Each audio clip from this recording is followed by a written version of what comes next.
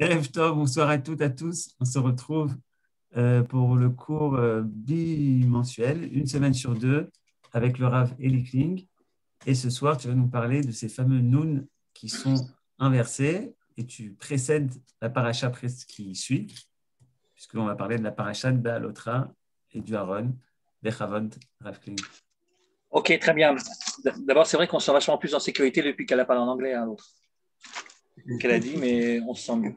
Alors, on va donc parler des nouns inversés. Et en fait, il s'agit de la paracha de la semaine prochaine, celle qu'on va lire dans 6 jours. Paracha de Balotra. Alors, paracha de Balotra, c'est une paracha tournante dans l'histoire du livre de Bamidbar, puisque, sauf, finalement, les Hébreux qui étaient depuis un an et même un peu plus au pied du Sinaï, eh bien, vont lever le camp. C'est-à-dire, ils vont partir. Ça fait ça fait un an qu'ils sont là-bas.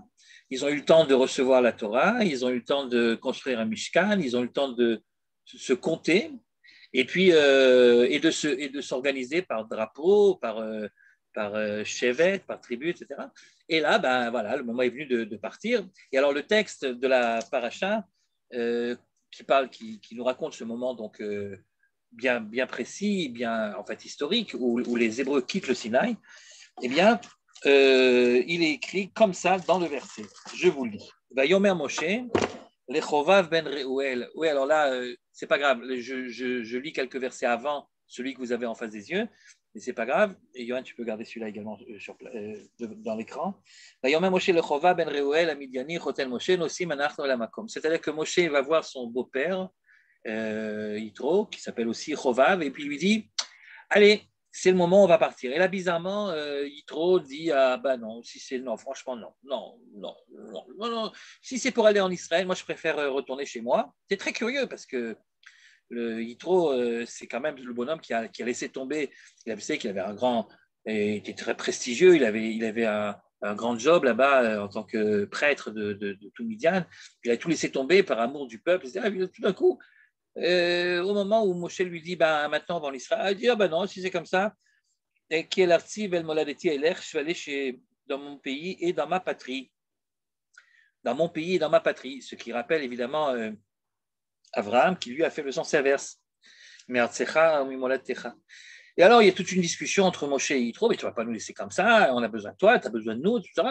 Et puis, Yitro, finalement, ne répond pas, et donc on ne sait pas trop, est-ce qu'il est rentré là-bas, est-ce qu'il n'est pas rentré là-bas. C'est très curieux, mais ce n'est pas le sujet de notre étude de ce soir. En tout cas, une fois que tout ça c'est terminé, et là en effet, Yohan, tu peux nous remettre les psukim, le texte dit la chose suivante, Vaïsou Mehar Hashem, ils ont quitté Har Hashem. Har Hashem, c'est évidemment la montagne d'Hashem, c'est-à-dire le Sinaï. Ils ont quitté donc le Sinaï. Derrière Shloshet Yamin, Aaron Brit Hashem Nosea Lifnehem. Il y avait donc évidemment le Aaron, c'est-à-dire l'Arche Sainte qui partait en avant. Derrière Shoshet Yamim, ils sont partis pendant 3 jours, la tour Lahem Ednoucha, à la recherche d'un endroit, une prochaine escale, un endroit où camper. Donc ils ont marché pendant 3 jours et ils ont cherché quelque chose. Et puis là, tout d'un coup, il y a dans le texte de la Torah un Nun inversé. Alors le Nun, il n'est pas dans le texte que nous montre ici Johan. C'est parce que dans l'édition donc que Johan a pris, si on voit une sorte de Nun. Ouais, d'accord. Alors évitez les samer là, vous savez samer ça veut simplement dire que la paracha est sgoura, c'est-à-dire qu'il y a un petit espace de quelques lettres entre le mot précédent et le mot suivant. Quant au Lamed He qui est écrit avant, vous voyez, avant Vayibit Soharon, il y a écrit Lamed He, ça c'est le numéro du verset. Celui-là également, il ne figure pas bien sûr dans la Torah. Et en fait, qu'est-ce qu'on voit dans la Torah? On voit juste le Nun. Alors, vous le voyez ici entre les deux Samer, il y a un Nun à l'envers. Et ce Nun figure en effet dans le Sefer Torah. Et ensuite, nous avons droit à 2 versets. Vayibin Soharon, Vayomer Moshe, Kuma Hashem, Veyafut Soivecha, Veyanus Mesanecha Mipanecha. Et deuxième verset, verset Lamed Vav, 36, Uvenucho Yomar, Shuva Hashem, Revavot Alfi Israël. Et à la fin, vous avez un autre Nun, un deuxième Nun.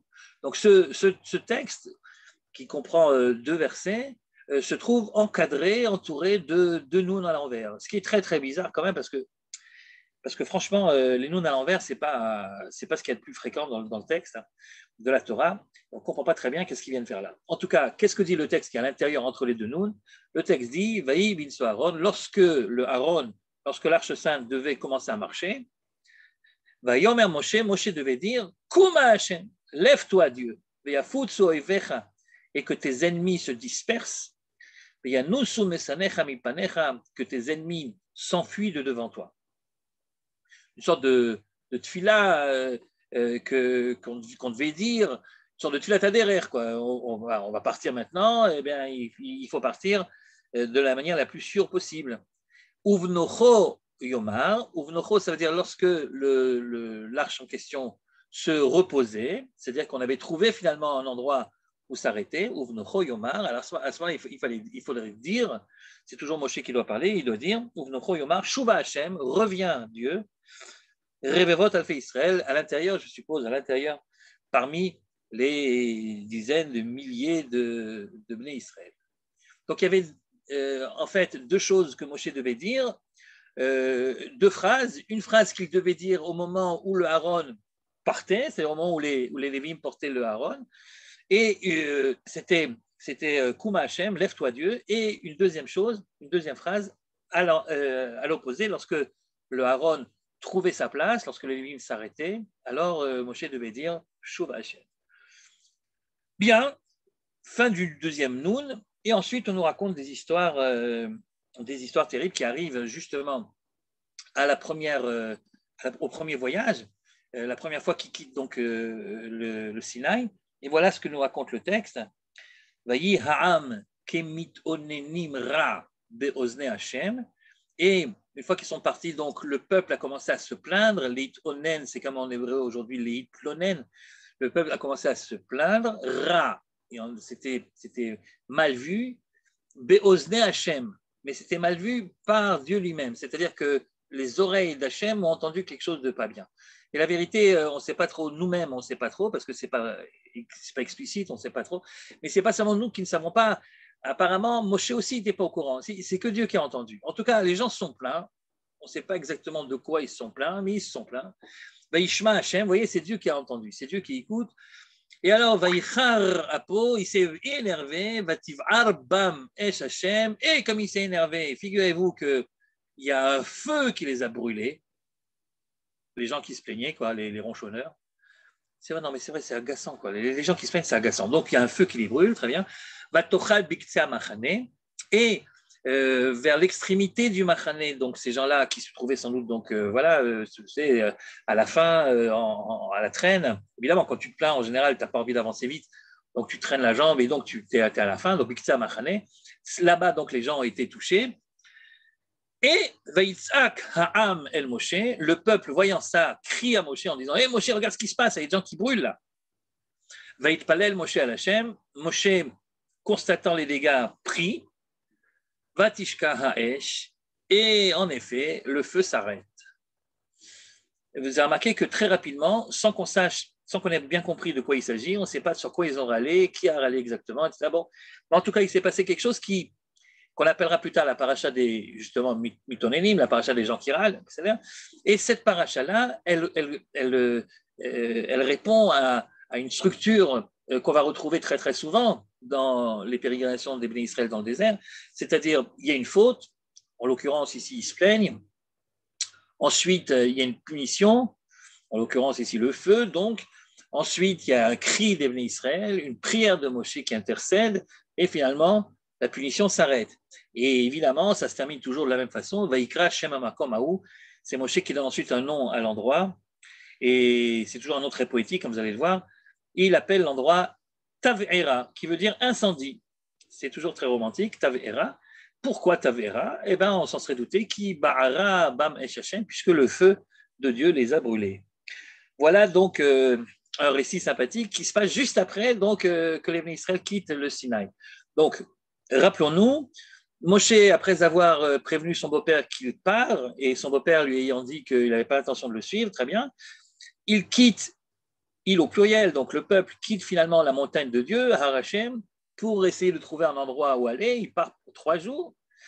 Un noun à l'envers qui nous raconte un truc, lorsque le Aaron se levait pour partir, eh bien, Moshe devait dire Kuma Hashem, et lorsqu'il s'arrêtait, il devait dire Shuva Hashem, très bien. Deuxième noun inversé, grand mystère donc. Et ensuite, une petite paracha de gens qui se plaignent, mais on ne sait pas trop de quoi. Et finalement, il y a plus de non-dits que de dits. Et si vous voulez savoir comment ça se termine, c'est-à-dire quelle est la prochaine paracha, celle-là aussi elle est intéressante, elle est un peu plus longue, elle est tellement longue qu'on ne va pas pouvoir vous la montrer sur l'écran, mais enfin, on va montrer juste le début et la fin. Mais il s'agit d'une deuxième crise. Donc la première crise, si on va l'appeler Mikloninim ou Tavera, on n'a qu'à l'appeler du nom de l'endroit, Tavera, incendie. Il y a la deuxième crise, elle est beaucoup plus précise que la première, elle prend beaucoup plus de versets, elle nous raconte une histoire singulière et un petit peu, disons-le, pas très ragoûtante, si vous voyez ce que je veux dire. On baigne dans une ambiance grossière, voilà, c'est le mot, grossière. Je vous dis en quelques mots de quoi il s'agit. Donc, le texte nous raconte la chose suivante, va Asafsouf, Asher Bekirbo Itavu Tahava.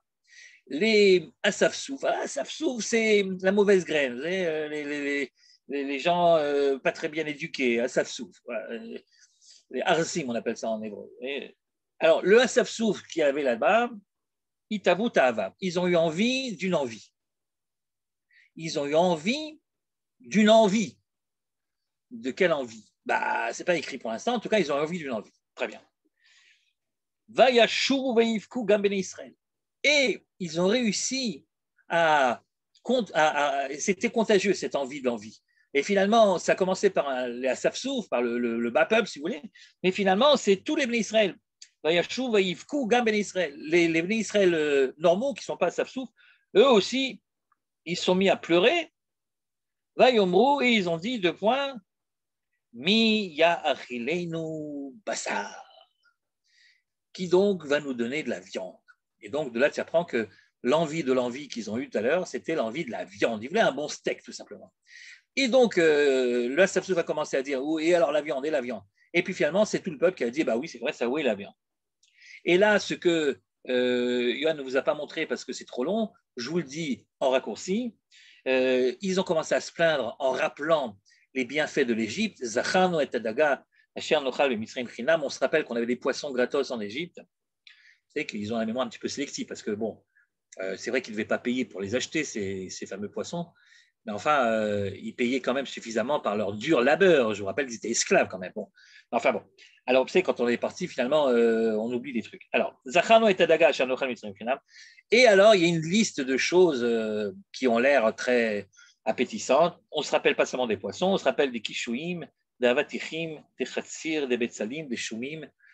Alors, si la liste ici, qui ressemble à une course, c'est la liste des courses que ma femme me donne quand je dois faire les courses à Rami Lévi, c'est à peu près ça.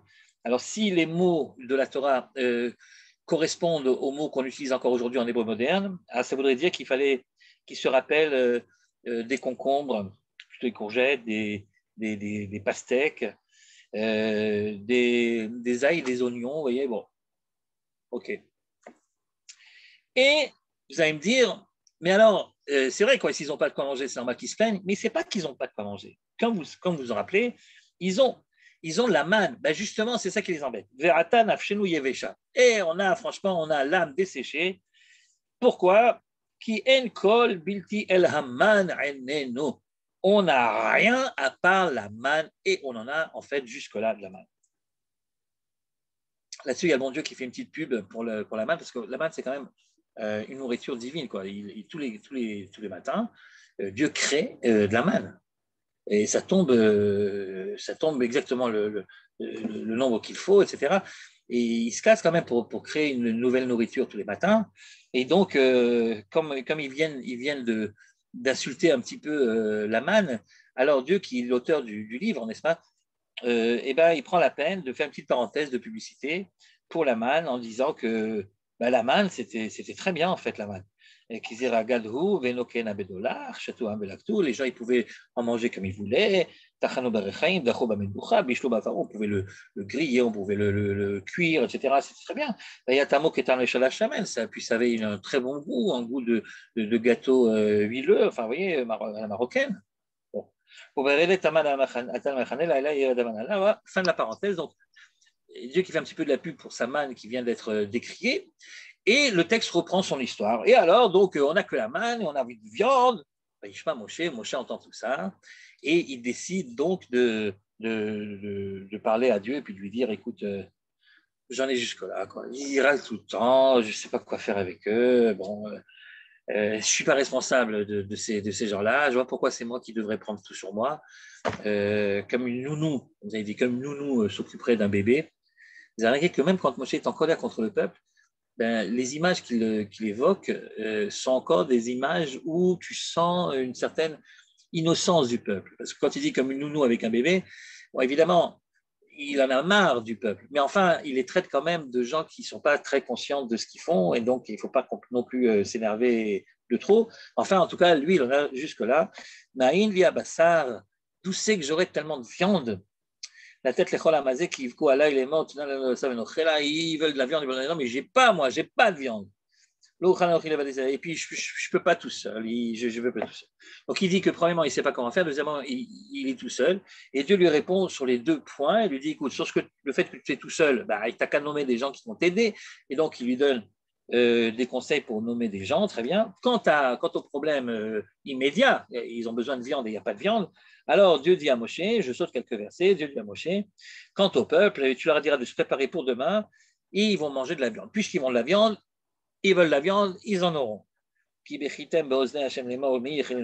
vous avez pleuré en disant qui c'est qui va nous donner la viande, et vous avez rajouté en plus Tov lano b'Mitzrayim, on était mis en Égypte, ok, Natan Hashem lachem basar v'achaltem, la viande, vous allez en avoir. Et regardez ce verset, c'est pour ça que je vous disais, on est dans une ambiance un petit peu grossière, vulgaire. C'est pas l'ambiance à laquelle on est habitué, même quand il y a des crises dans la Torah. Regardez ici comment c'est écrit. Lo yomecha tochlun, vous allez en manger de la viande, pas une seule journée. Lo yomaim, pas 2 jours. Lo chamisha yamim, pas 5 jours. Velo asara yamim, pas 10. Velo isrim yom, pas 20 jours. Ad chodesh yamim, pendant un mois, vous aurez de la viande. Ad asher yitse, mais après, je crois que ça vous sorte par le nez. Parce que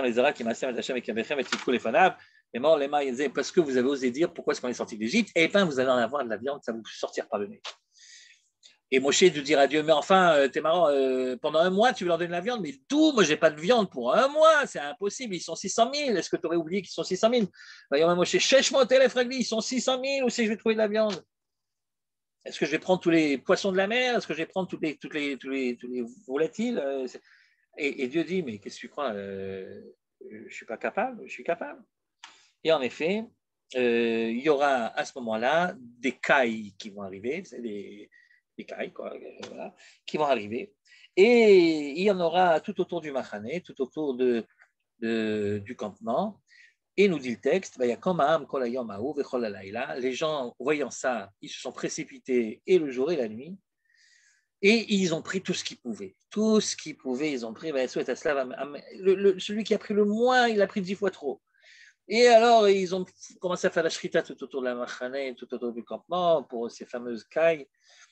Et le texte dit, regardez à quel point on est vraiment dans cette ambiance un petit peu, vous voyez ce que je veux dire, à Bassar Odeno Benchinem, ils avaient encore de la viande entre les dents. Alors, Dieu a frappé le peuple d'un grand coup. Et donc, on ne sait pas très bien combien il y en a qui sont morts, mais il y en a qui sont morts. Et juste après, comme d'habitude, fin de l'histoire, et on nomme l'endroit, comme on l'a fait pour l'incendie de tout à l'heure.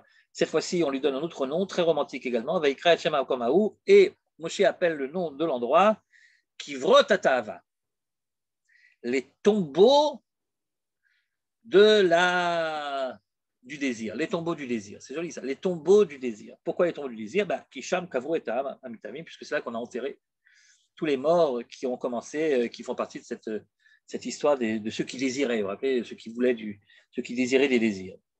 Et de Kivrot Atahava, ils ont continué vers Chatserot, et Chatserot, c'est une autre histoire. Ok. Bien, nous avons donc ici, je vous le rappelle parce qu'on s'est un petit peu perdu dans les détails, donc on récapitule. On a d'abord Moshe qui dit à son beau-père on s'en va, et le beau-père qui ne veut pas trop venir, et puis ensuite ils partent quand même pendant 3 jours. Ils quittent donc la montagne de Dieu, ils quittent le Sinaï pour 3 jours.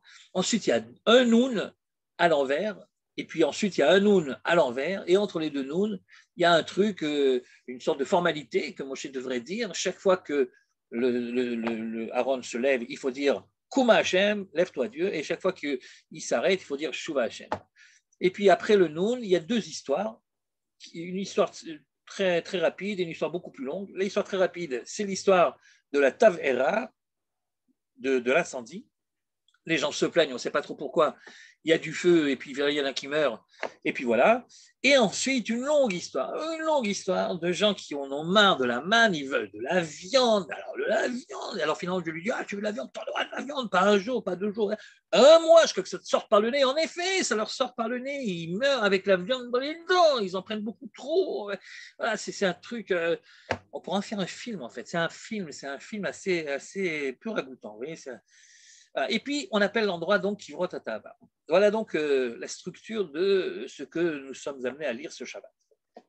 Pour nous, ce qui nous intéresse, c'est d'abord les Noun inversés. Qu'est-ce que c'est que ce mystère? Qu'est-ce que c'est que ces Noun inversés? Alors évidemment, quand on a ce genre de problème, qu'est-ce qu'on fait? On regarde Rashi. C'est pour ça qu'il est là, Rashi. Alors Rashi, notre Rashi national, qu'est-ce qu'il nous dit? Alors, je vous lis Rashi. Vaï bin Soharon, donc, Asalo simaniyot milefanav ou milacharav. Il leur a fait un signe avant et un signe après, donc il fait allusion ici au noun inversé, donc il a fait un petit noun comme une sorte de crochet à le noun inversé. Il a fait un petit noun avant et un petit noun après. Asalo simaniyot milefanav. L'omar, pourquoi? Chez Enzemekomo, parce que ces 2 versets-là, qui sont entre les 2 nouns, eh bien, ce n'est pas leur place. Ce n'est pas là qu'ils auraient dû être écrits. Et en effet, ce n'est pas là qu'ils auraient dû être écrits.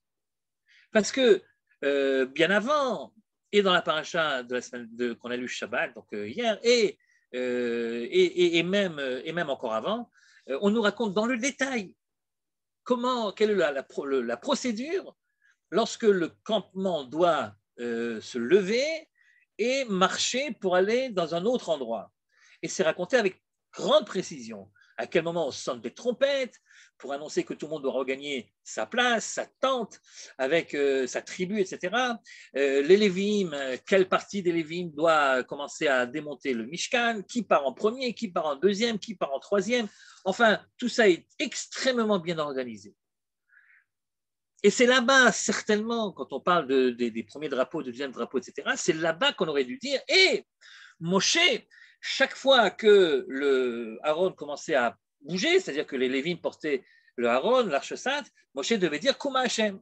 Et chaque fois qu'il devait s'arrêter, Moshe devait dire Shuva Hashem. C'est évidemment là-bas que ça devait être écrit, dans ce qu'on appelle le Seder Amassa, c'est-à-dire la procédure du déplacement des Bnei Israël dans le désert. Ça fait partie de la procédure. Parce que Shuva Hashem, Kuma Hashem, ce n'est pas un truc qu'il a dit qu'une seule fois. C'est ce qu'il devait dire à chaque fois. Vaï bin Soharon, chaque fois il devait le dire. Bon, si chaque fois il devait le dire, ça aurait dû être écrit au moment où on parlait de la procédure du départ et de l'arrivée. Et non pas au moment où on raconte l'histoire, au moment où on dit voilà, ils sont partis. Au moment où il dit voilà, ils sont partis, on n'a pas besoin de raconter la procédure. Et donc il y a ici un problème que ce n'est pas l'endroit. Et d'après Rashi, justement, c'est parce que ce n'est pas l'endroit qu'on a mis un petit noun. C'est comme si vous voulez, on mettait une petite parenthèse, parce que, comme pour te dire, ce n'est pas vraiment l'endroit. Et Rachid de conclure, ce n'est pas vraiment là-bas que ça devrait être. Okay, et alors, vous allez me dire, Lama Nirtav Kan, si ce n'est pas l'endroit, et pourquoi est-ce qu'on ne l'a pas mis au bon endroit? Qu'est-ce qu'il fait ici, ce Vaï bin Soharon? Et réponse de Rachid, eh bien, c'est écrit ici, Kedel Afsik Ben Pouranout les Pouranout. C'est pour séparer les 2 crises. Pour qu'on ne lise pas 2 crises de manière consécutive, l'une après l'autre. Il faut donc les séparer. Alors, pour les séparer, qu'est-ce qu'on a fait? On est allé chercher 2 versets qui n'ont rien à voir avec l'histoire, qui auraient dû se trouver bien avant, dans la paracha des drapeaux, si vous voulez. Et puis, on a pris ces 2 versets-là, on les a mis ici. Pourquoi? Pour séparer 2 crises. Donc, une crise, la crise qui précède et la crise qui suit. Et là, tu plonges en plein mystère. Parce que tu te dis, premièrement, pourquoi est-ce qu'il faudrait séparer 2 crises? Depuis quand on sépare les crises? En fait, pour vous dire la vérité, depuis maintenant, où les Béné Israël quittent le Sinaï, et jusqu'à en fait Korach, c'est une succession de crises, rien d'autre. C'est crise après crise, crise après crise. On va parler des explorateurs après, des Mapilim, etc. Ça n'arrête plus. Ça n'arrête plus. Il y a le Mécochet, celui qui prend le truc pendant Shabbat, ça n'arrête plus. On n'a jamais vu qu'on était obligé de séparer une crise d'une autre, comme si le fait de raconter des crises de manière successive, et ça nous faisait de l'urticaire. Ben non, la Torah fait que ça finalement. Pourquoi est-ce qu'il faudrait séparer les deux crises, premièrement? Bonne question. Deuxièmement, si déjà tu sépares des crises, pourquoi faudrait-il séparer les crises avec ces deux versets? Pourquoi pas d'autres versets? Et puis bon, c'est vrai, ça, les versets qui devraient appartenir à un endroit, depuis quand on doit les mettre dans un autre endroit? Troisième question, et c'est peut-être la plus importante, où sont les deux crises à séparer? Où sont les deux crises à séparer? C'est vrai que je viens de vous raconter deux crises, mais les deux crises que je viens de vous raconter se trouvent toutes les deux après le dernier noun renversé. C'est-à-dire, il y a le noun renversé, et après, on te raconte la première crise. Ceux qui se plaignent, on ne sait pas trop pourquoi, ils brûlent, ce qu'on appelle donc Tavera. Et ensuite, on te raconte la grande crise de ceux qui veulent la viande qui leur sort par le nez, qui ne veulent plus la manne, tout ça. Okay, mais ces deux crises-là ne sont pas séparées par rien du tout. Elles sont racontées de manière successive, l'une après l'autre. Alors, pourquoi et comment Rachid dit, oui, les versets en question, ils ont pas, les versets qui sont dans le Noun, entre les deux Nouns, ils n'auraient pas dû être là, ils auraient dû être là-bas, on les a mis ici pour séparer une crise d'une autre. Mais tu ne sépares pas une crise d'une autre, puisque ces versets se trouvent avant le récit des deux crises qui, elles, ne sont pas séparées. Bref, on ne comprend rien. On comprend rien. Et d'ailleurs, Rachid est très conscient qu'on ne comprenne rien, puisqu'il te le dit, quel est l'afsig pour un autre, afin de séparer une crise d'une autre, très bien. Et il te rajoute, ce qu'il ne fait pas d'habitude, mais là, il est obligé, comme c'est expliqué dans le Talmud, le traité de Shabbat, le chapitre Kol Kitvei HaKodesh, c'est-à-dire la page 116 de Shabbat, du traité de Shabbat. Bon, ben, quand Rashi donne la référence exacte, vous avez compris, c'est quand il sait très bien que ce qu'il est en train de dire, ça rassure personne et ça ne répond à rien. Au contraire, ça crée des problèmes. Mais ça veut également dire qu'il n'a pas la patience ou l'envie de te raconter lui-même. Tu as envie de savoir, ça te démange, tu veux savoir à quoi sert ces Noun, tu n'as qu'à regarder dans la Masechet Shabbat, parce que moi, je n'ai pas le temps, moi, j'ai autre chose à faire. C'est un peu ça que Rachid est en train de te raconter.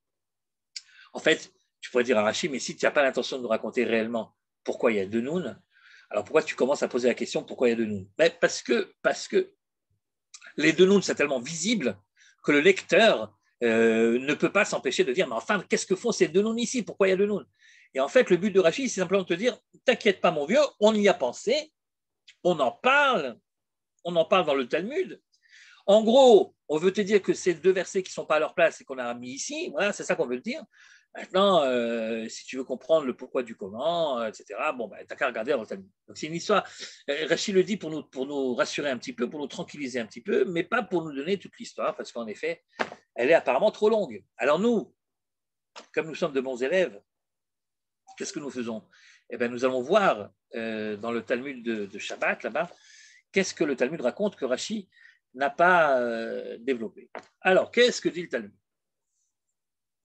Alors, d'abord, Kol Kitvei HaKodesh, le chapitre en question, c'est un chapitre qui parle de livre saint. Vous savez, quand il y a un incendie Shabbat, qu'est-ce qu'on a le droit de sauver, qu'est-ce qu'on n'a pas le droit de sauver? C'est ça un petit peu de quoi on parle là-bas. Bon. Et alors, on arrive à parler de notre histoire. Et voilà ce qu'on dit dans le Talmud. Je vous lis le passage important. Alors, c'est pas du tout...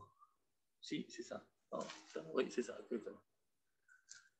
Ouais. Donc, bon, on va sauter les premières lignes. La première ligne, c'est justement ce que je suis en train de vous dire. C'est-à-dire qu'on se demande si on a le droit de sauver un Sefer Torah, puis on dit on a le droit de sauver un Sefer Torah des flammes, à condition qu'il y ait un certain nombre de lettres, 85. Pourquoi 85? C'est lettres de Vaï bin Soharon.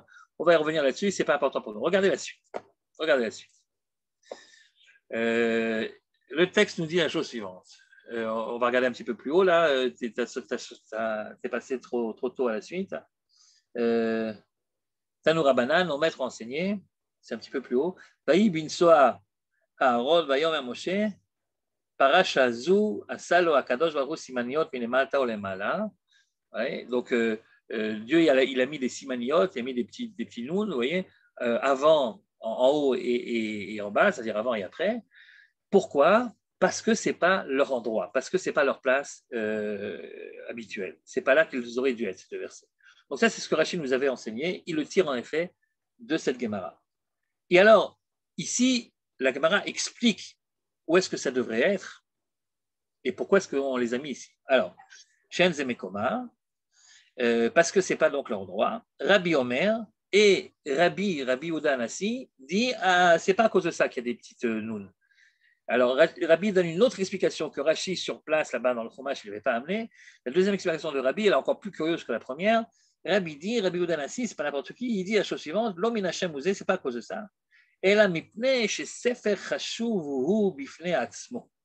Parce que figurez-vous que ces deux versets-là, de 85 lettres, qui se trouvent entre les deux crochets, entre les deux nouns, eh bien, sont considérés par moi, Rabbi, comme un Sefer bifne atzmo, comme un livre en lui-même.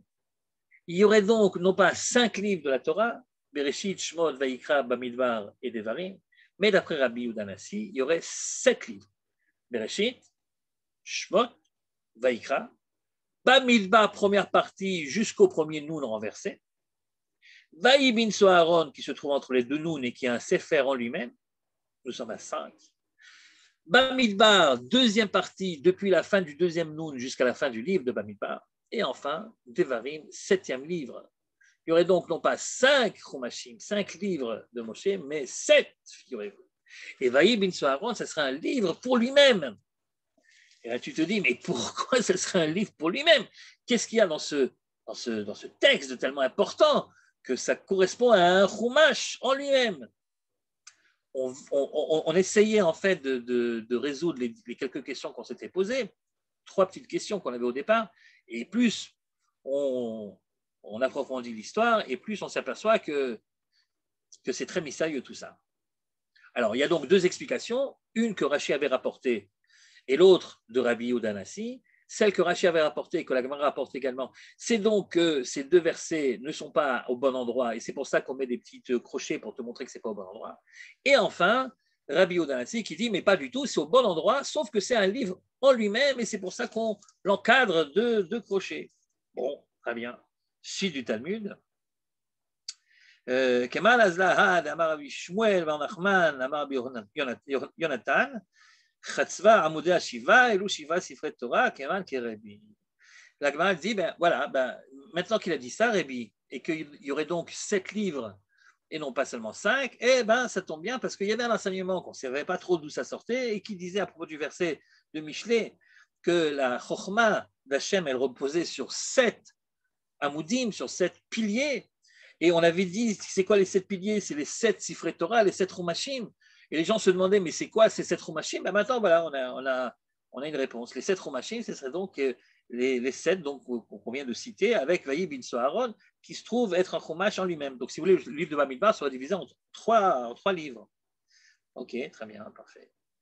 Et celui qui pense que ce n'est pas à cause de ça, mais c'est parce que ce n'est pas au bon endroit, celui-là, c'est Rabban Shimon ben Gamliel. On dit le texte. Et Tania Rabban Shimon ben Gamliel, Atida parashazu sheteaker mikan vetikatev imkoma.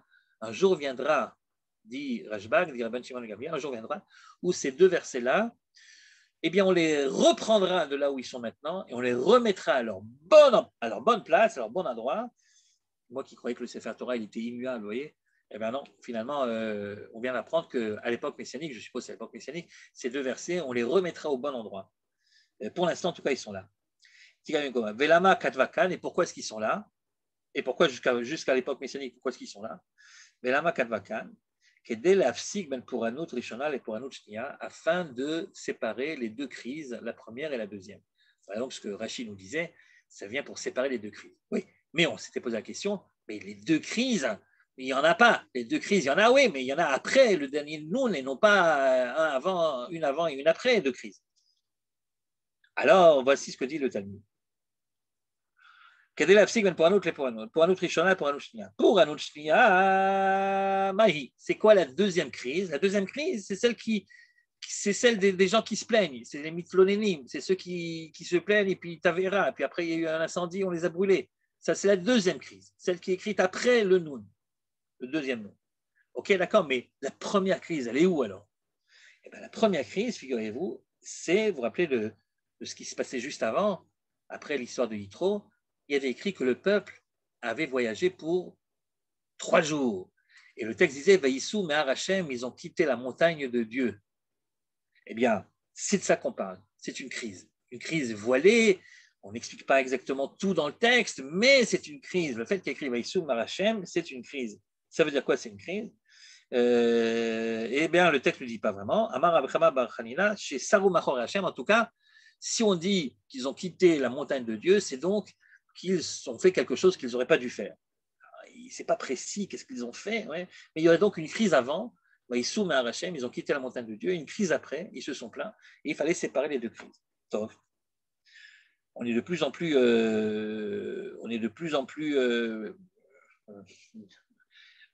embarrassés. Mais Khan Mekoma, et où, dit le Talmud, où se trouverait leur endroit d'origine? Amar Avashi Bidgalim, quand on parle des drapeaux, alors ça on a bien compris que leur place d'origine, c'est quand on parlait des drapeaux et du processus du départ. Besséder, ok. Alors c'est quoi cette histoire de première crise? Vaïssou Mehar Hashem, ils ont quitté la montagne de Dieu. Alors c'est vrai que Har Hashem, c'est quand même un drôle de nom pour dire le Sinaï. Normalement, le Sinaï, il a un nom, c'est le Sinaï. Et quand Dieu veut parler quand la Torah parle du Sinaï, on l'appelle Har Sinaï. Quelquefois, on l'appelle Har Chorev. C'est son deuxième nom. Mais Har Hashem, c'est vrai que c'est bizarre.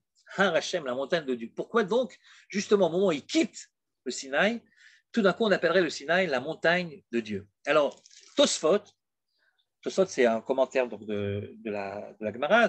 En fait, c'est plusieurs rabbanim qui sont mis ensemble. C'est des petits-fils de Rashi ou des élèves de Rashi ou des gens de Rashi. Enfin bon, en tout cas, c'est l'école d'Allemagne, si vous voulez.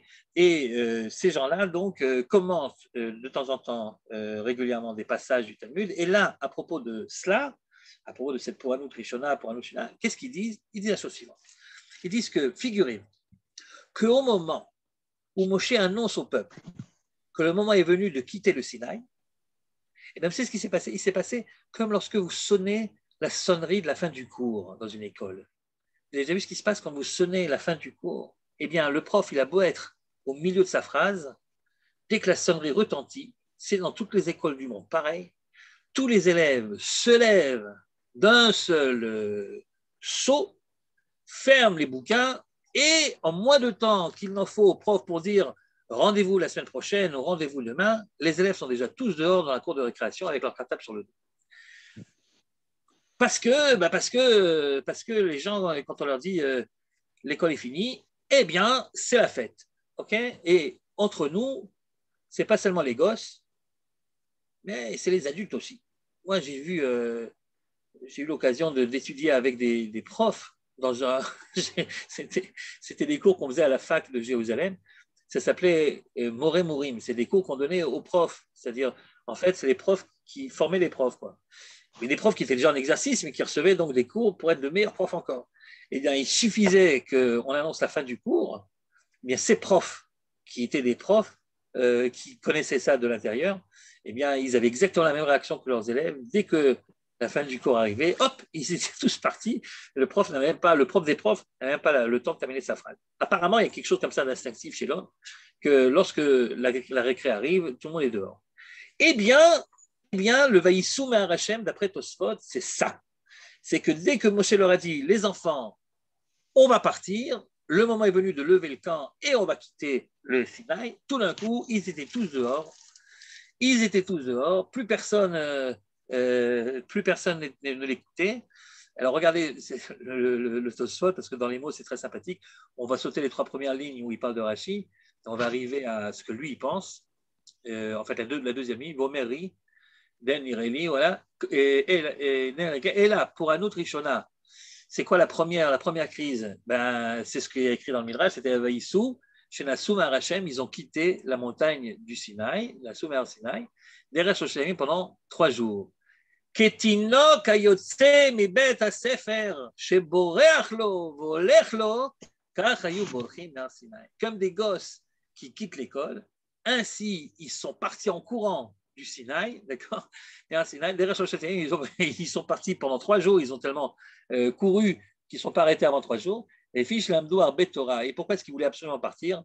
Parce que, nous dit Tosfot, qu'est-ce qu'ils faisaient pendant un an là? Qu'est-ce qu'ils ont fait tous ces mois? Ils se levaient le matin, ils faisaient quoi?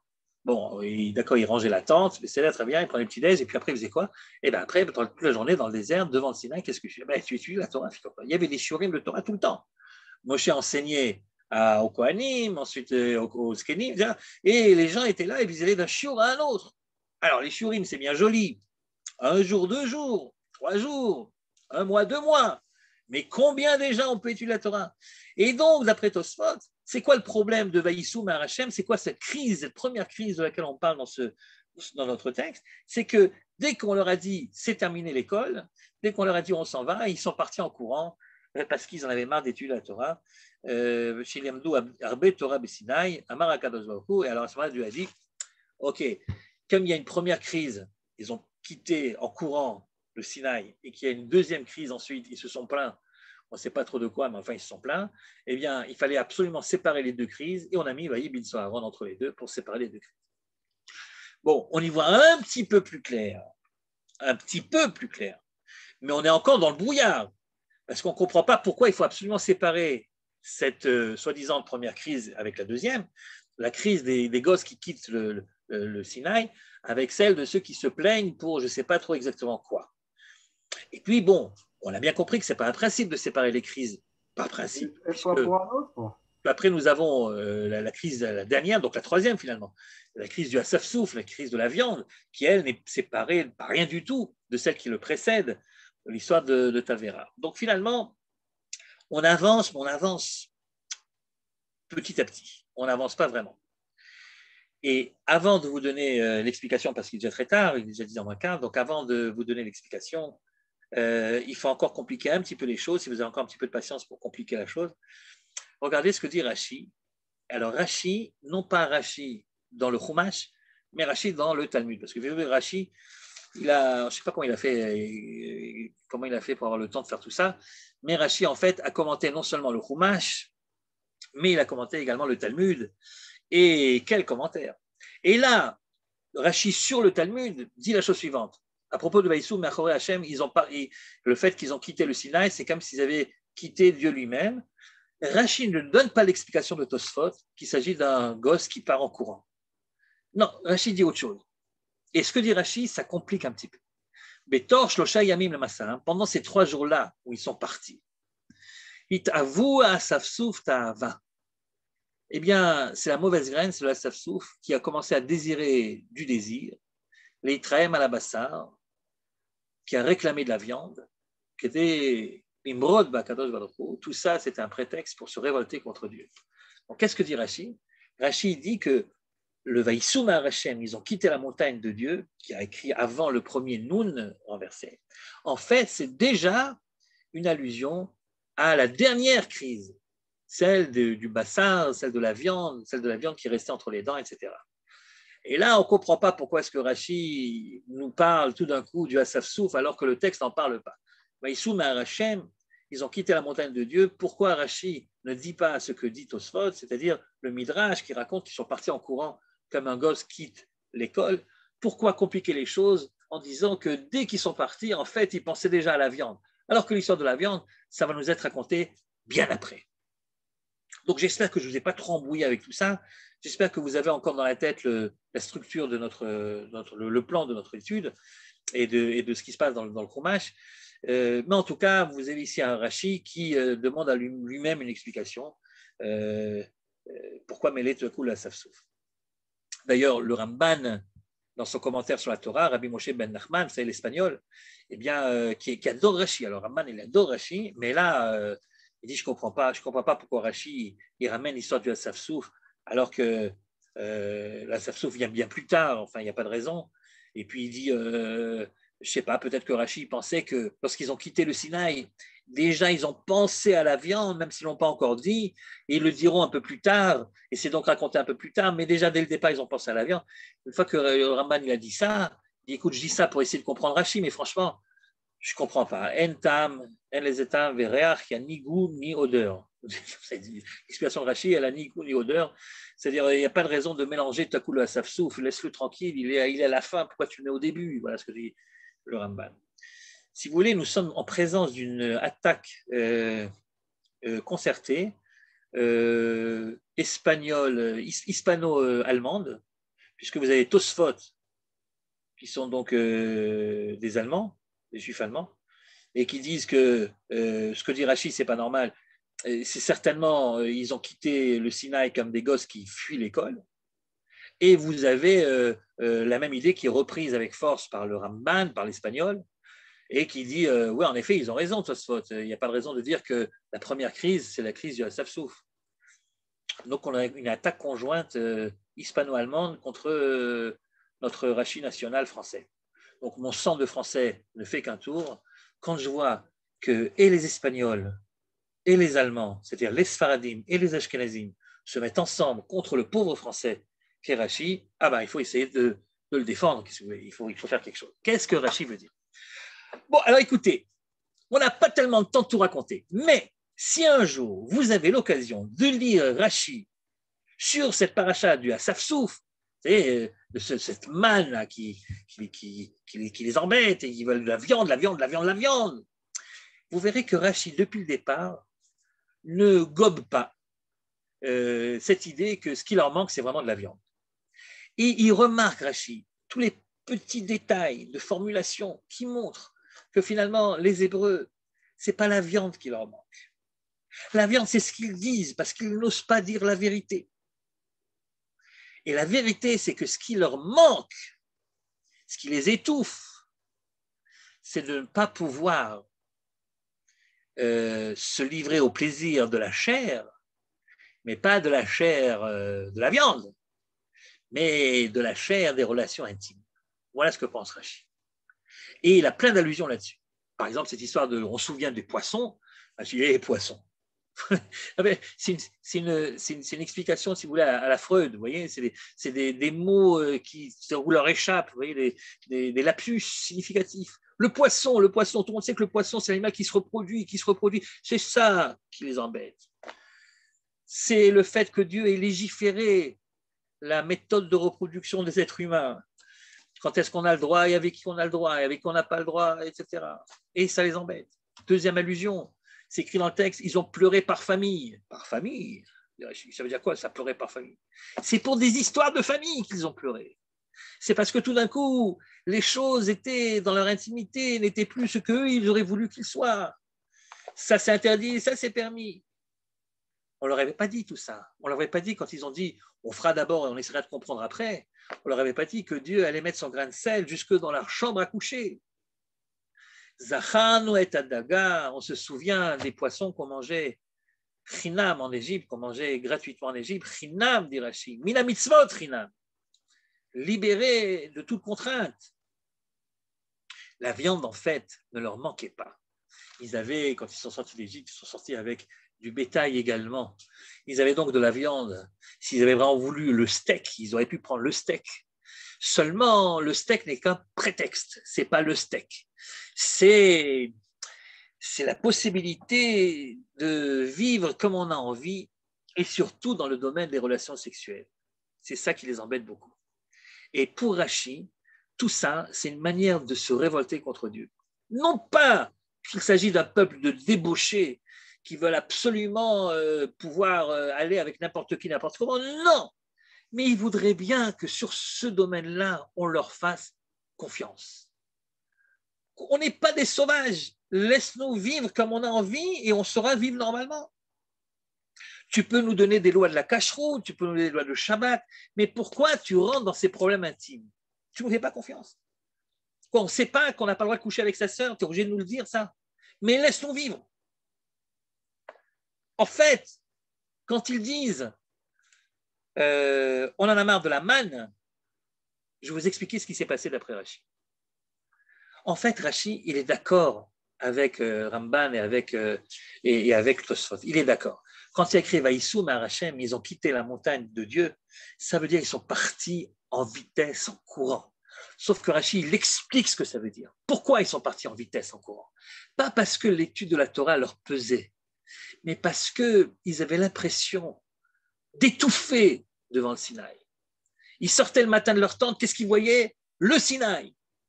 Et si moi je vous dis aujourd'hui, 3500 ans après, Sinaï, à quoi vous pensez? Vous pensez au don de la Torah?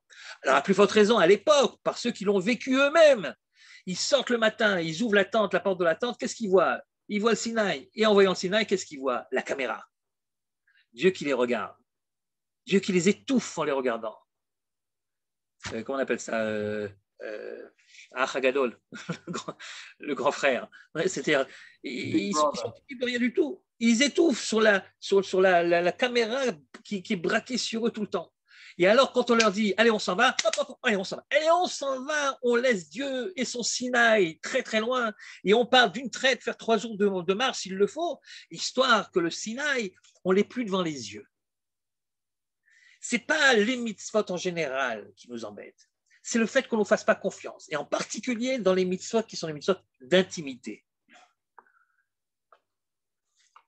Et c'est la raison pour laquelle, juste après, lorsqu'ils pourront exprimer tout ça, parce que, en fait, ils se sont fait avoir, en fait. Ils vont se rendre compte très rapidement qu'ils se sont fait avoir. Et qu'en laissant le Sinaï, ils n'ont pas laissé la caméra. Et que la caméra continue finalement à les suivre. Et comment est-ce qu'ils s'en sont rendus compte que la caméra divine continue à les suivre et à les filmer? C'est parce que tous les matins, la manne tombait exactement à l'endroit où ils étaient. Donc, ils sont ici et la manne tombe. Ils marchent un peu plus loin et la manne tombe là-bas. Ils marchent encore un peu plus loin et la manne les accompagne. Si la manne les accompagne, c'est que la caméra fonctionne, même en dehors du Sinaï. Et ça, pour eux, c'est trop. Alors, au bout de 3 jours, ils explosent. Il y en a marre de la manne. Vous comprenez, ce n'est pas la manne qui est problématique. C'est ce que la manne représente. La manne représente le fait que Dieu les observe sans arrêt. Et donc, ils ne sont plus libres de se conduire comme ils pensent qu'ils devraient se conduire sans qu'obligatoirement quelqu'un soit là au-dessus d'eux et leur fasse nous avec le doigt. Et c'est ça, en fait, qui les embête. Donc, il n'y a pas vraiment de discussion entre Rachi et les autres. En effet, ils sont partis comme un gosse qui fuit l'école. En effet, dit Rachi, mais ce n'est pas parce qu'ils en ont marre d'étudier, c'est parce qu'ils veulent s'éloigner le plus possible du Sinaï, mais finalement, le Sinaï les rattrape à travers la manne qui se manifeste tous les jours. Et donc, ils explosent contre la manne et ils veulent de la viande. Ils n'osent pas dire ce qu'ils veulent vraiment, alors ils disent de la viande. D'ailleurs, au début, c'est écrit, ils ont eu envie de ce qu'ils ont eu envie. Vous voyez, ils ont eu... Alors, Rachid dit, évidemment, ils t'ont pas dit exactement de quoi ils ont eu envie parce que ce n'est pas vraiment la viande. Ils ont envie de ce qu'ils ont eu envie. Tu sais très bien de quoi ils ont eu envie. Maintenant, eux, ils disent que c'est de la viande. Mais ce n'est pas vraiment de la viande. En fait, c'est tout le reste. C'est Bochen et Mishpechotav. C'est les histoires de famille. Voilà. Voilà donc l'histoire. Et alors, reste à expliquer pourquoi est-ce qu'il faudrait séparer cette crise de l'autre crise de laquelle nous discutons dans notre texte, et pourquoi les 2 versets en question sont les 2 versets qui servent de séparation. Alors, je vais vous dire ça le plus rapidement possible. D'abord, c'est quoi l'autre crise qu'il ne faut pas mélanger avec celle-ci? C'est la crise des gens qui se plaignent pour rien. Parce qu'en effet, et ça, Nachmanide, le Ramban, mais d'autres également l'expliqueront très bien, ça veut dire quoi se plaindre pour rien? Vous savez pourquoi il n'y a pas écrit sur quoi ils se plaignent? Parce qu'eux-mêmes ne savaient pas trop mettre le doigt sur quoi ils se plaignent. C'est-à-dire, ils ne se plaignent pas parce que il manque d'eau, ou il manque de pain, ou il manque de viande. Non, cette fois-ci, ce qu'on appelle les mitonénim, la première crise en question, qui n'a rien à voir avec celle des Asafsouf, qui n'a rien à voir avec l'histoire de la viande et de la manne, la première crise, celle qui est juste après le noun renversé, c'est en fait des gens qui se plaignent sur leur propre sort. Les gens, ceux parmi vous qui ont fait des colonies de vacances et qui étaient moniteurs ou monitrices, ou ceux qui sont encore responsables de groupes, vous voyez, ils savent de quoi je parle. Vous partez en excursion, vous avez préparé un super grand tioul, c'est un gros machin, etc. Vous partez. Et puis, tu as dans le car, quelque part, dans le fond en général, vous en avez 2, pas plus, 2, 3 qui commencent à dire quand est-ce qu'on a... On vient de commencer, on vient de partir. Quand est-ce qu'on arrive? C'est encore long. Quand est-ce qu'on mange? Quand est-ce qu'on s'arrête? Et là, ça te casse l'ambiance. Même s'il n'y en a que 2 ou 3, très rapidement, il y en a 10, il y en a 15. C'est vrai, ça, on s'arrête quand? Alors, quand est-ce qu'on s'arrête finalement? On va rester longtemps dans... Il fait chaud, il fait froid. Ferme la fenêtre, ouvre la fenêtre. C'est pas qu'ils se plaignent de quelque chose de précis. Ils se plaignent en général. Ils se plaignent parce qu'ils ont un petit grain de sable qui est rentré dans la sandale et ça les énerve, ils n'arrivent pas à marcher. Et toi, tu es là, en train de te dire, mais enfin, je suis en train de leur montrer la Marata Marpella, je suis en train de leur montrer Masada, je suis en train de leur montrer. Et eux, de quoi ils parlent? Ils parlent de savoir quand est-ce qu'on va pouvoir enlever le grain de sable qu'il y a dans la chaussure. Et ça casse tout. Et ça casse toute l'ambiance. Le Ramban dira, Vayam Kimit Onenimra, ils se sont plaints sur leur propre sort. Au lieu de dire à Moshe, au lieu de voir la grandeur du moment, au lieu de dire on est en train de quitter le Sinaï pour rentrer en Eretz Israël, on est en train d'écrire des pages historiques de l'histoire du peuple hébreu. Au lieu de ça, ils se plaignent, ils ne savent pas trop quand est-ce qu'on va sortir du désert, quand est-ce qu'on va manger, etc. Ce que je suis en train de vous dire, quand est-ce qu'on va manger, quand est-ce qu'on va sortir du désert, quand est-ce qu'on va arriver, c'est les exemples que le Ramban donne lui-même quand il essaie de décrire Vayaram Kimitonim. C'est de ça qu'il parle. Il y a donc ici 2 crises en fait, qu'il fallait bien séparer parce qu'elles n'ont pas de rapport l'une avec l'autre. Il y a la crise des gens petits qui voient que le côté petit de ce qu'ils sont en train de vivre, qu'ils sont incapables de s'élever au-dessus de leur petite misère, et donc ils ne voient pas avec la perspective historique de celui qui devrait voir. On est en train de vivre, chers amis, des moments historiques, du rassemblement des exilés, de la terre d'Israël qui redonne ses fruits, enfin, des promesses des prophètes qui sont en train de se réaliser. Et quelquefois, quand on entend à la radio des gens qui se plaignent parce que le prix du... Non, je ne dis pas qu'il ne faut pas arranger ce qu'il faut arranger, évidemment. Enfin, proportion. Le milky coûte moins cher à Berlin, vous comprenez? Alors du coup, puisque le milky coûte moins cher à Berlin, alors qu'est-ce qu'on fait ici? On était mieux là-bas. Mais un peu de proportion. Au lieu d'applaudir parce que les Russes arrivent, parce que les Éthiopiens arrivent, parce que les Français arrivent, ah oui, mais ça va faire monter le prix ou ça va faire baisser le prix des appartements. Mais il y a des choses plus grandes que ça, quoi. C'est ça, Mitonénim. Mitonénim, c'est les gens qui sont incapables de s'élever, de voir les choses dans les perspectives historiques. Et cela, c'est très dangereux. Ça peut, par contagion, atteindre le peuple tout entier si on ne les arrête pas dès le départ. Et puis, vous avez l'autre crise, qui est la crise de ceux qui comprennent, qui croient comprendre que la Torah les étouffe, que la Torah les prive de leur liberté de conscience, de penser, de raisonner et de faire finalement ce qu'ils pensent être le mieux pour eux, sans qu'obligatoirement on leur dicte chacun de leurs actes, même les plus intimes. C'est 2 choses différentes. Il faut les séparer. Si tu mets l'une à côté de l'autre et tu ne les sépares pas, et bien finalement, tu risques de croire qu'il s'agit de la même chose. Non, c'est 2 choses différentes. Et donc, il faut séparer la première crise de la deuxième crise. Ils ont quitté le Sinaï en courant parce qu'ils ne voulaient plus de cette présence divine. Ils ne voulaient plus de la caméra. Et puis après, il y a eu cette affaire où ils n'ont pas vu la grandeur du moment. Et ça, c'est une autre crise. Et les 2 doivent être séparés. Maintenant, vous allez me dire, mais pourquoi justement par ces 2 versets-là et pas par d'autres versets? Et là, je vous dirais qu'il faut retourner sur la Gemara. La Gemara, je vous ai dit que le contexte là-bas, c'est de dire, est-ce qu'on a le droit de sauver des siffrés Torah? Est-ce qu'on a le droit de sauver des morceaux d'un Sefer Torah qui se trouve dans une maison lorsque la maison prend feu le jour du Shabbat? Et la réponse est oui, mais il faut quand même que, si c'est par exemple une maison d'un sofer, c'est quelqu'un qui écrit donc un Sefer Torah, est-ce que les pages qu'il est en train d'écrire, est-ce que c'est déjà suffisant pour qu'elles puissent être sauvées? Alors, réponse oui, à condition qu'il y ait 85 lettres. Pourquoi 85 lettres? Parce que 85 lettres, c'est les 85 lettres de Vaï bin Soharon, Vayomer Moshe. Et alors, qu'est-ce que ce 85 vient nous enseigner?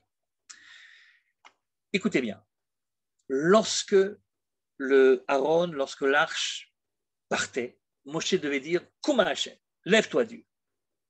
Et lorsque l'arche arrivait au nouvel endroit, Moshe devait dire Shuma Hashem. C'est ridicule. Et pourquoi c'est ridicule? Parce que ce n'est pas Moshe qui décide quand est-ce qu'on part et quand est-ce qu'on arrête. Alpi Hashem Issaoub, Alpi Hashem Yachanu. C'est la nuée protectrice miraculeuse qui se levait et qui montrait que le moment est venu de partir vers un autre campement. Et c'est la même nuée qui s'arrêtait. Et en s'arrêtant, donner l'indication au peuple que c'est là qu'on s'arrête. C'est donc Dieu qui décide quand est-ce qu'on part et quand est-ce qu'on revient.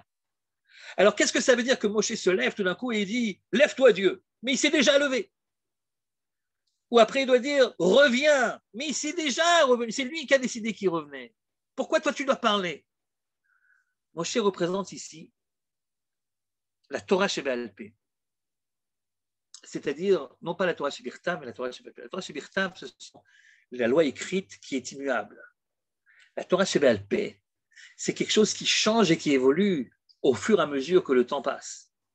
Cette Torah Sheba'al Peh, qui reçoit, cette loi orale, qui reçoit toute son autorité de la loi écrite. Vous suivrez l'enseignement des sages, nous dit la loi écrite. C'est ça qui permet à ce livre d'être un livre éternel. S'il n'y avait que la loi écrite, il aurait été figé. Et étant figé, il nous aurait étouffés. Mais la loi orale permet à l'homme d'interpréter le texte écrit comme il pense devoir l'interpréter. Bien entendu, pas n'importe qui. Il faut que ce soit des gens qui sont honnêtes, qui reconnaissent l'importance de la loi écrite et qui, en leur âme et conscience, pensent que ce que Dieu a voulu dire en disant ça, c'est ça et pas autrement. Mais ces gens-là, finalement, ont l'autorité de dire et d'interpréter le texte. C'est ça la loi orale. Et s'il y a une discussion entre plusieurs, il faut suivre la majorité. Et si Dieu pense le contraire, on ne l'écoute pas, parce qu'il faut suivre la majorité, comme le raconte le Talmud. Cette Torah Sheba'al Peh, cette loi orale, permet aux Juifs respectueux de la Torah de ne pas étouffer sous les lois. Il y a des lois écrites, mais il y a une manière juive de lire la Torah. Et cette manière juive de lire la Torah donne finalement tellement de liberté à l'homme, de pouvoir non pas étouffer, mais au contraire s'exprimer. Alors, bien sûr, quelqu'un qui ne connaît pas la loi orale, quelqu'un qui n'a pas étudié, quelqu'un qui ne sait pas trop de quoi on parle, peut avoir l'impression que c'est étouffant et que dès qu'il faut quitter le Sinaï, alors on part en courant parce que ce Dieu est un Dieu qui nous oppresse, qui nous opprime, qui rentre trop dans les détails, etc., etc. Mais si tu rentres réellement dans le système de la loi orale, si tu comprends que finalement l'homme, par le biais de l'interprétation qu'il donne au texte, peut s'exprimer et ne se sent pas étouffé, mais au contraire sent qu'il a la possibilité de dire comment lui voit les choses, alors évidemment, tu n'as plus cette impression-là d'étouffement. Mais ça, qu'est-ce que tu veux? Tu ne peux pas le savoir tout de suite. Il faut d'abord savoir ce que c'est que la loi orale. La Torah Sheba'al Peh. P, la bouche, la valeur numérique, c'est 85, comme les 85 lettres de Vaïe bin Soharon. Vaïe bin Soharon, si vous voulez, c'est un texte qui appartient à la loi écrite, mais en fait, c'est pas vraiment la loi écrite, puisque une fois il était là, puis une fois on l'a mis là, et puis un jour, nous dit le texte, il reviendra là-bas. Donc, vous voyez, c'est un texte qui est beaucoup plus oral qu'écrit. C'est un texte qui n'est pas figé. C'est un texte qui permet à l'homme, Moshe, de s'exprimer. Alors, bien sûr que les grandes lignes, les grandes limites à ne pas franchir sont dites par Dieu lui-même. Tout n'est pas matière à interprétation. Bien sûr, il y a des grandes lignes qu'il ne faut pas franchir. Al-Pi Hashem Yisaou, Al-Pi Hashem Yachanu, c'est Dieu qui décide quand est-ce qu'on part et quand est-ce qu'on revient. Mais à l'intérieur de ça, à l'intérieur du moment du départ et du moment de l'arrivée, il y a tellement de place à l'homme de pouvoir s'exprimer et de pouvoir dire ce qu'il pense. Vaïe bin Soharon, Vayomer Moshe Kuma Hashem, comme si c'est Moshe l'homme qui dicte à Dieu que maintenant il doit se lever et maintenant il doit revenir. Alors c'est vrai que dans les grandes lignes, c'est Dieu qui a décidé, mais finalement, c'est quand même l'homme qui décide, c'est quand même l'homme qui dit. Il y a toutes sortes de textes dans le Talmud qui nous racontent tout ça. On n'a pas le temps maintenant de les voir, mais vous les connaissez. Ou même la parole de Dieu lui-même n'est pas prise en considération parce que la majorité des hommes, la majorité des rabbins avaient décidé ce qu'ils ont décidé.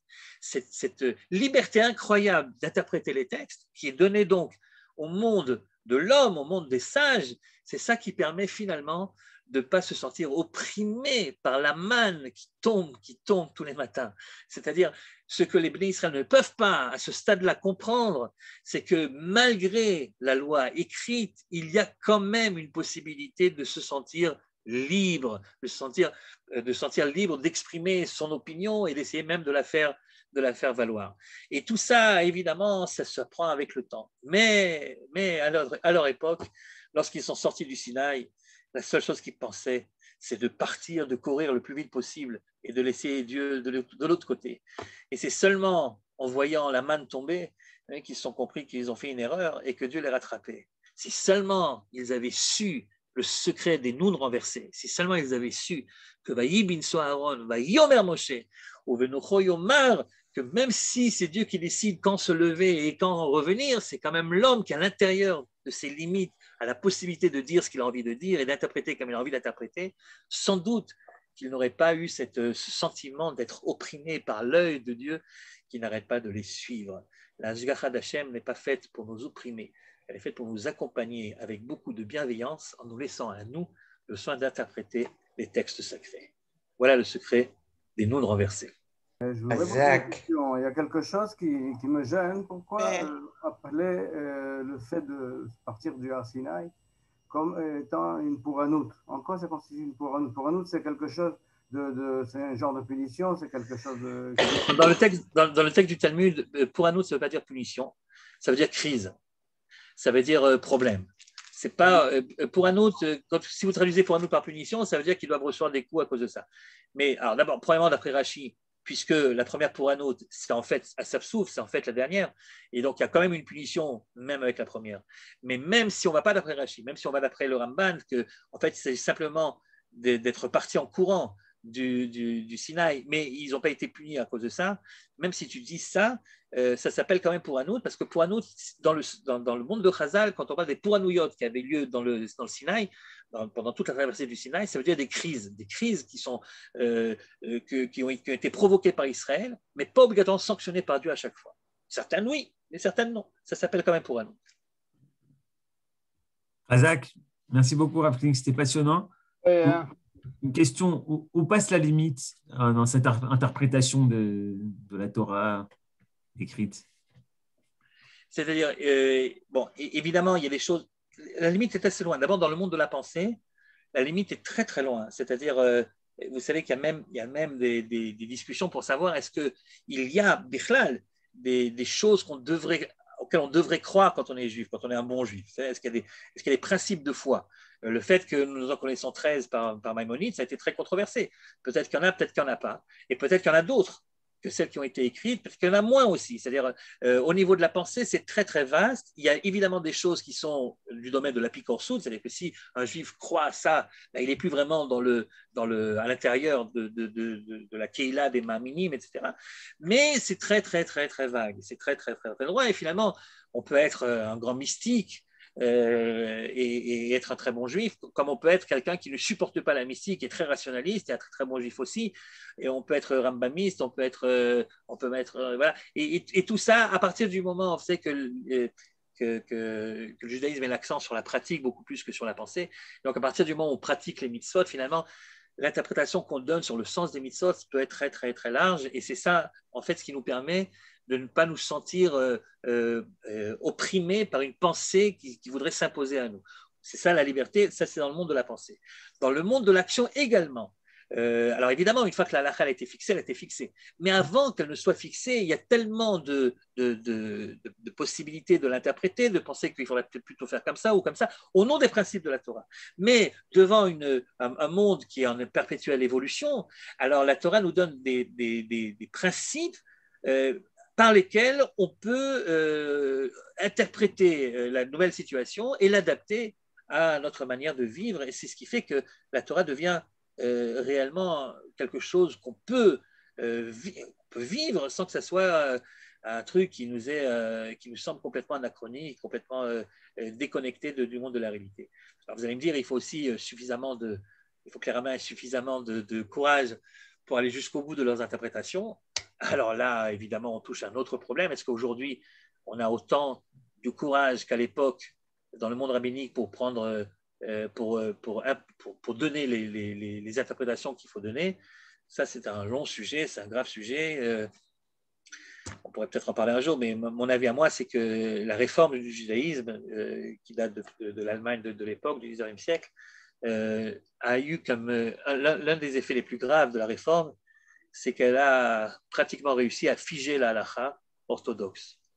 J'exagère un petit peu, elle n'est quand même pas figée, la halakha orthodoxe, mais cette peur qu'on a à chaque fois d'être traité de réformer parce qu'on a osé interpréter un texte de manière à ce qu'il corresponde davantage à la manière de voir les choses, c'est la peur de la réforme. Et je pense qu'aujourd'hui, on manque un petit peu de poskim et de rabbanim courageux, mais il y en a. Mais il y en a, et il y en aura de plus en plus, et tant mieux.